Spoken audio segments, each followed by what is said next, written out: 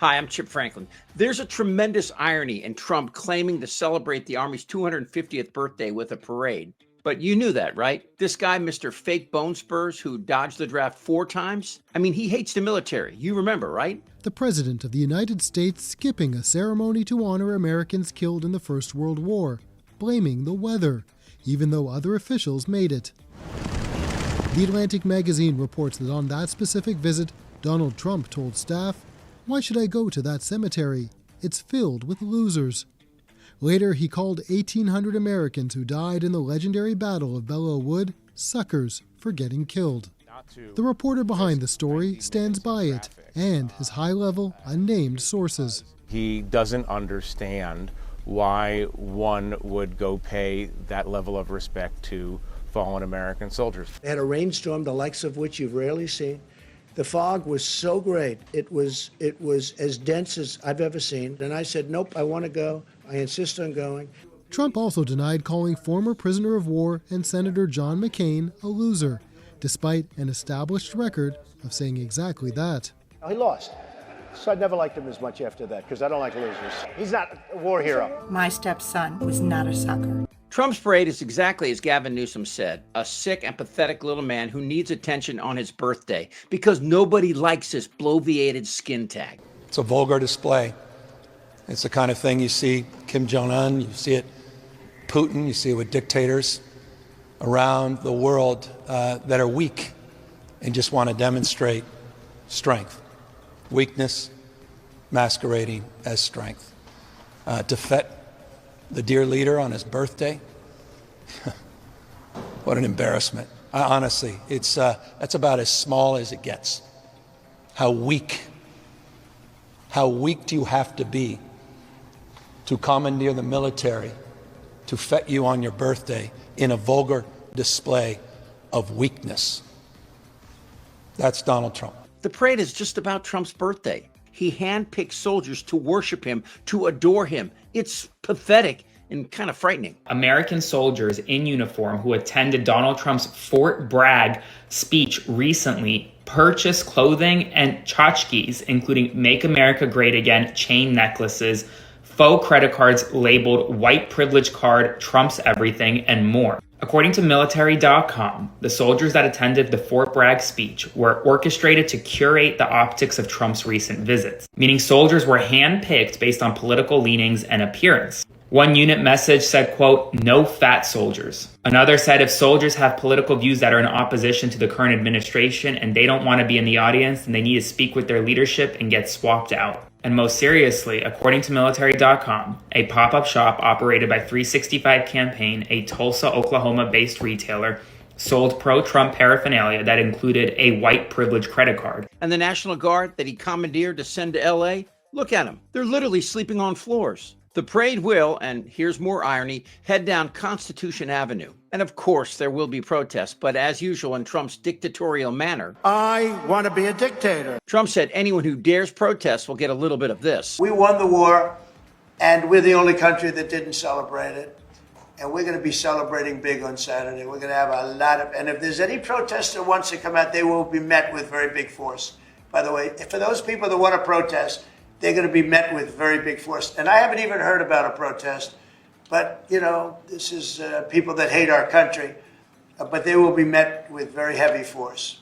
But while Man Titties pretends the parade is about national honor and the U.S. Army, it's not. It's about his power and his appeal to the very bottom of our nation's worst. Very fine people on both sides. President Trump yesterday announcing that 7 more Army bases would soon be getting new names. Those bases, once named after Confederate soldiers, were renamed during the Biden administration. Now the Trump administration is changing them back to their original names. For the second time in less than 2 years, the largest U.S. military base has a new name. Today we honor a hero worthy of the name Bragg.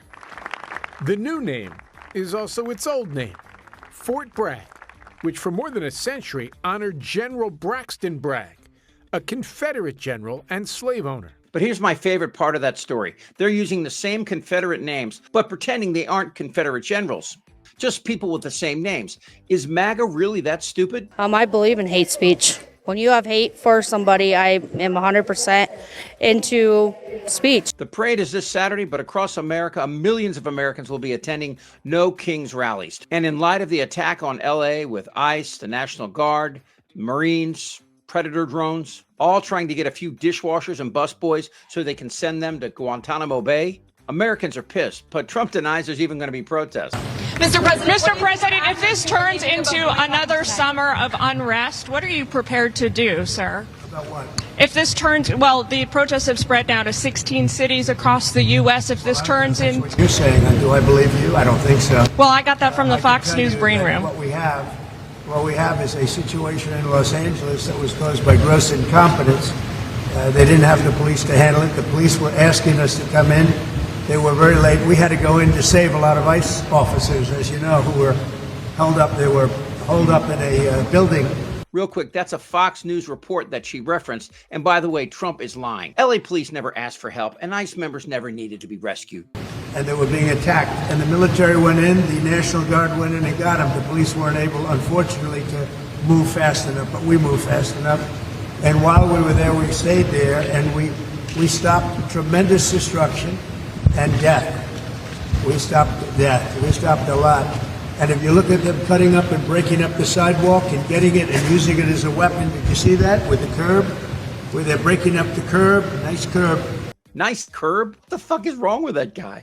And they break it up with a hammer because they couldn't get the bricks in. You know, they got caught with the bricks. We have them under arrest. They were bringing bricks in to throw at our police, to throw at our National Guard, and to throw at people. And they couldn't get them in because we got them. And after we got them, they went and took a big hammer and started breaking up the concrete sidewalk and curb. And they were handing it out to people to throw and drop on cars. You saw what they did, the damage. So if you don't do something about that, there's something very wrong. We are going to have law and order in our country.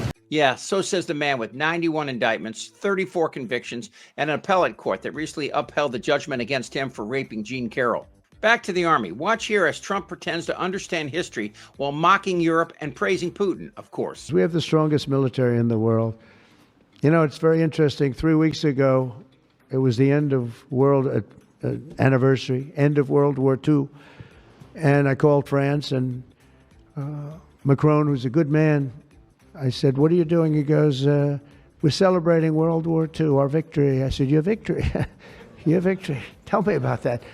And then I called somebody else, and I happened to speak to President Putin at the time. Now, in all fairness to him, he lost 51 million people, and he did fight. Russia fought. Sort of interesting, isn't it? He fought with us in World War II, and everybody hates him. All right, a couple things about that. Number one, he mocks France and their pivotal role they played in defeating Germany, and then he praises Putin for fighting in World War II. Putin wasn't even born yet.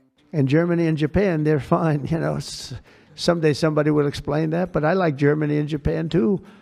But Putin is a little confused by that. We like Germany and Japan, you fat because they're democracies, which you and Vlad want to destroy. Tonight, as tanks roll towards Washington to prepare for President Trump's military parade, the president with this warning to anyone who might show up to protest. And if there's any protester who wants to come out, they will be met with very big force. By the way, for those people that want to protest, they're going to be met with very big force. Here's what you need to understand about June the 14th. While Trump attacks our own democracy, he has surrounded himself with possibly the most dim-witted collection of grifters ever assembled. But the parade will not go as advertised. Americans see it for what it is. A sociopathic, unstable con man, pleasing himself by forcing young men and women to honor him in a sick tribute the whole world can see. It won't work. And oh yeah, by the way, it's supposed to thunderstorm on D.C. this Saturday. And while the Army says if there's lightning, they'll cancel the parade, Trump says the parade will go on as scheduled. Oh, I'm okay with that. Goddamn right. Do you have no shame? I don't want to talk about this stuff. Am I wrong? Yes! Tick-tock! You're in a lot of trouble, Donnie. I think he's crazy. I'm Chip Franklin.